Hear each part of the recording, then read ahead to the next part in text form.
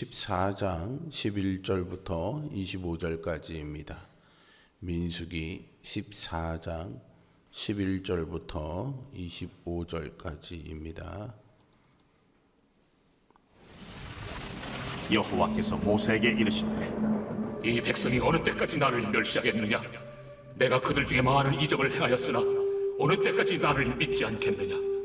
내가 전염병으로 그들을 쳐서 멸하고 네게 그들보다 크고 강한 나라를 이루게 하리라.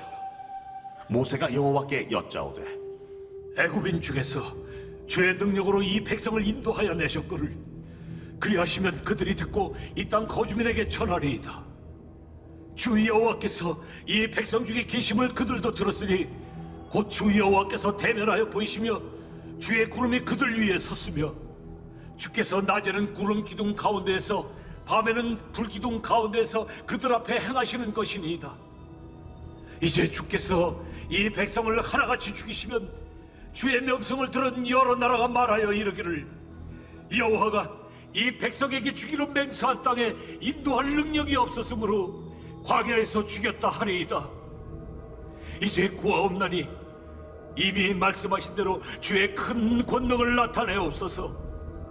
이르시기를 여호와는 노하기를 더디하시고 인자가 많아 죄악과 허물을 사하시나 형벌받을 자는 결단코 사하지 아니하시고 아버지의 죄악을 자식에게 갚아 3, 4대까지 이르게 하리라 하셨나이다. 구하옵나니 주의 인자의 광대하심을 따라 이 백성의 죄악을 사하시되 애굽에서부터 지금까지 이 백성을 사하신 것 같이 사하시옵소서. 내가 네 말대로 사하노라. 그러나 진실로 내가 살아있는 것과 여호와의 영광이 온 세계에 충만할 것을 두고 맹세하노니 내 영광과 애국과 광야에서 행한 내 이적을 보고서도 이같이 10번이나 나를 시험하고 내 목소리를 청종하지 아니한 그 사람들은 내가 그들의 조상들에게 맹세한 땅을 결단코 보지 못할 것이요 또 나를 멸시하는 사람은 한 사람도 그것을 보지 못하리라. 그러나 내 종 갈렙은 그 마음이 그들과 달라서 나를 온전히 따랐은즉 그가 갔던 땅으로 내가 그를 인도하여 드리리니 그의 자손이 그 땅을 차지하리라. 아말렉인과 가나안인이 골짜기에 거주하나니 너희는 내일 돌이켜 홍해길을 따라 광야로 들어갈지니라. 아멘. 똑똑한 한 사람이 한 기업을 먹여 살릴 수 있다고 합니다. 수많은 사람이 해내지 못한 일을 깨어있는 한 사람이 해낼 수 있다는 말이겠죠. 영적인 면에서도 그렇습니다. 지도자 한 사람이 깨어 기도하면 그 공동체의 운명이 바뀝니다. 모세와 이스라엘 백성이 바로 그런 관계였습니다. 본문을 통해서 우리는 모세의 위대한 기도를 들을 수 있습니다.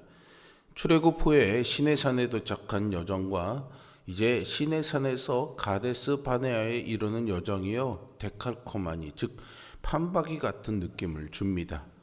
시내산에서 금송아지를 숭배했던 이스라엘은 가데스 바네아에서는 하나님을 반역했고 모세는 시내산에서처럼 가데스 바네아에서도 이스라엘을 위한 중보 기도를 드립니다. 죄의 뿌리는 너무나 깊지만 주님의 마음은 그보다 넓음을 이 말씀에서 확인할 수 있습니다. 회중 가운데 나타나신 하나님은 어느 때까지라는 질문을 반복하시면서 이스라엘의 불신앙을 책망하십니다. 그리고 이스라엘을 멸해버리고 다시 새로운 나라를 세우겠다고 하시는데 이것은 이스라엘이 금송아지를 숭배했을 때 하신 말씀과 같습니다. 모세 역시 시내산에서 그랬던 것처럼 하나님을 만류하며 중보하죠. 모세는 이스라엘을 멸하시면 애굽인들과 가나안 족속들이 하나님이 능력이 없어서 이스라엘 백성들을 광야에서 죽였다라고 조롱할 것이므로 하나님의 영광이 가려진다면서 긍휼을 구합니다. 이어서 모세는 하나님이 시내산에서 하신 말씀을 인용하면서 이스라엘을 용서하시기를 간구하지요. 노하기를 더디하시고 인자가 많아 죄악과 허물을 사하시는 여호와의 성품대로 주의 인자의 광대하심을 따라 이 백성의 죄를 사하시되 애굽에서부터 지금까지 이 백성을 사하신 것처럼 사하시옵소서라고 간청합니다. 모세가 기대할 수 있는 것은 여호와의 광대하신 인자입니다. 이스라엘에게 용서를 구할 만한 그 어떤 근거도 찾을 수가 없지요. 이스라엘 백성은 애굽에서부터 지금까지 그저 하나님의 긍휼로 인해 죄를 용서받고 목숨을 부지할 수 있었습니다. 그래서 모세는 오로지 여호와의 인자를 의지해 나아간 것이죠. 하나님의 무한한 은혜가 아니면 그 누구도 그분 앞에 설 수 없습니다. 하나님이 모세의 중보기도를 들으시고요, 이스라엘의 죄를 사해 주십니다. 그러나 이것은 형량을 감해 주신 것이지 없었던 일로 하는 것은 아니지요. 하나님은 이스라엘이 당신의 영광과 애굽과 광야에 행하신 이적들을 보고서도 10번이나 당신을 시험하고 당신의 말씀을 청종하지 않았다라고 책망하십니다. 출애굽한 이후에 가데스 바네아에 이르기까지 이스라엘이 하나님을 거역한 것이 모두 10번이었습니다. 애굽에 임한 10가지 재앙을 보고서도 광야에서 10번이나 하나님을 시험한 자들은 광야에서 죽을 수밖에 없었습니다. 반면에 하나님은 24절에서 보듯 갈렙을 내 종이다라고 부르시면서 그 마음이 달라서 하나님을 온전히 따랐다라고 평가하시면서 그를 그가 본 땅으로 인도하시겠다라고 선언하십니다.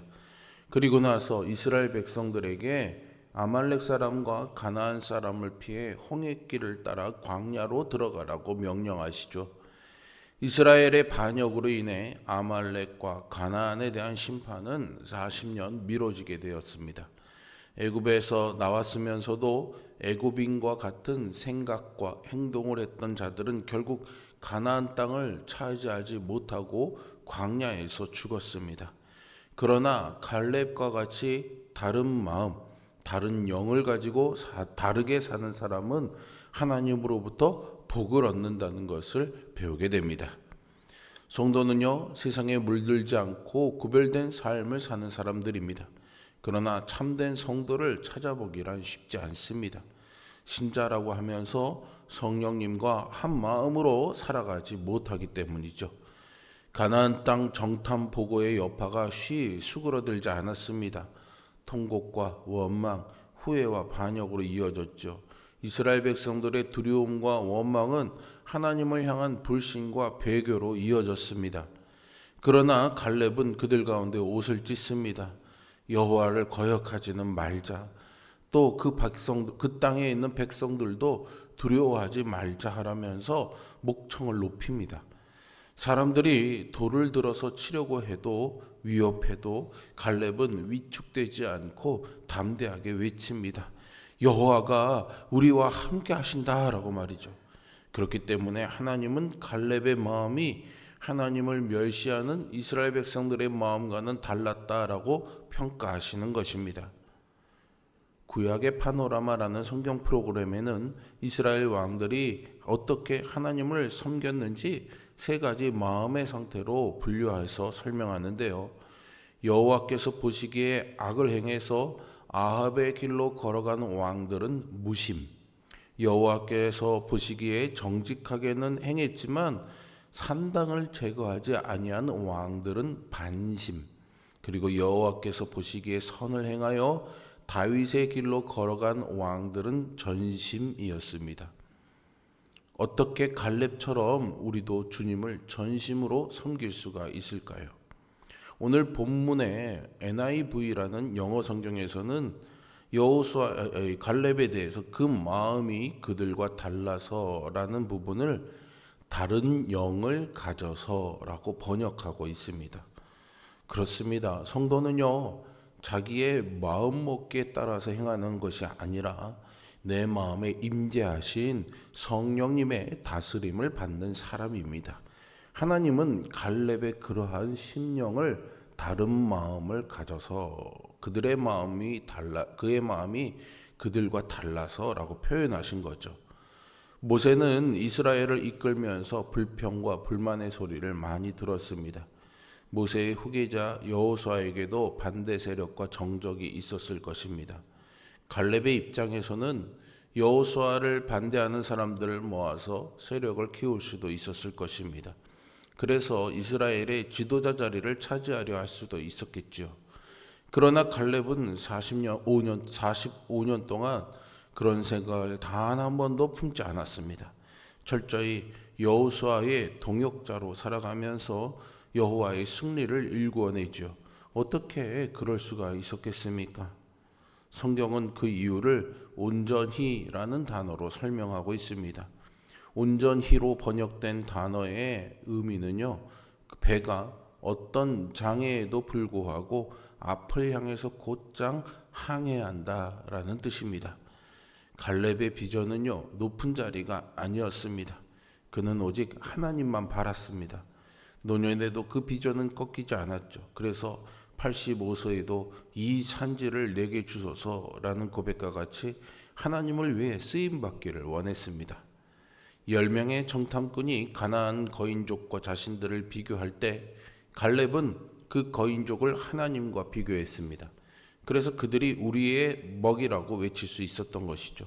그리고 85세에도 자신의 육체와 거인들을 비교하지 않았습니다. 비록 육체는 노쇠했지만 하나님을 따르는 온전한 마음은 더욱 불타고 있었던 것입니다. 상황과 환경, 육체적 한계에 갇히면 볼 수 있는 것은 어둠뿐입니다. 그러나 하나님을 의지하는 성도는 하나님이 보여주시는 비전을 볼 수 있고 그 비전을 붙잡고 나아갈 수 있습니다. 우리가 좋아하는 빌립보서 4장 13절의 말씀은 내게 능력 주시는 자 안에서 내가 모든 것을 할 수 있다는 말씀입니다. 내가 모든 것을 할 수 있다라는 것에 초점을 맞추다 보면요, 사실 아무것도 할 수 없습니다. 성도는요, 성령님이 다스리시는 마음과 보여주시는 희망을 품고 내게 능력 주시는 주님 안에서 모든 것을 성령님께 맡기고 의지하는 사람입니다. 그렇게 살아갈 때 성도는 지금껏 할 수 없다고 포기한 세상과는 전혀 다른 영적 세계를 경험하게 되는 것입니다. 어두운 시대를 한탄하지 말고 나의 어려운 환경과 상황을 탓하지 말고 갈렙처럼 항상 하나님을 온전히 따르는 신자가 되시기를 바랍니다.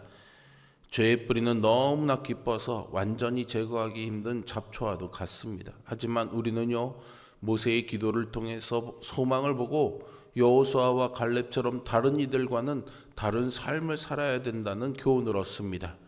우리는 다른 사람들이 불평하며 불의와 타협할 때 소망을 품고 의로운 길을 선택해야 하겠습니다.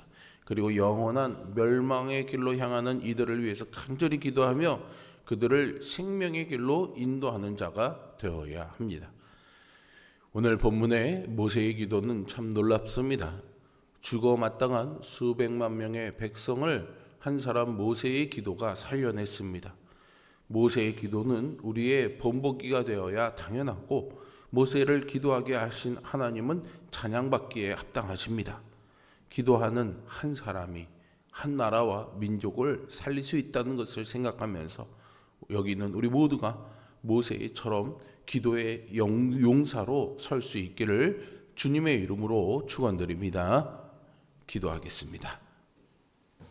사랑이 많으신 신실하신 아버지 하나님, 오늘 우리도 모세와 같은 기도자가 되기를 원합니다.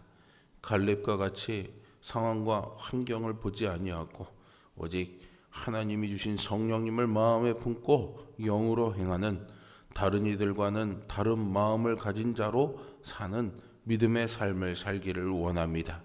그런 우리의 발걸음을 인도하여 주셔서 광야 같은 인생길에서 인도하여 주시고 하나님이 약속하신 가나안 땅에 이르게 하여 주시옵소서. 예수 그리스도의 이름으로 기도합니다. 아멘.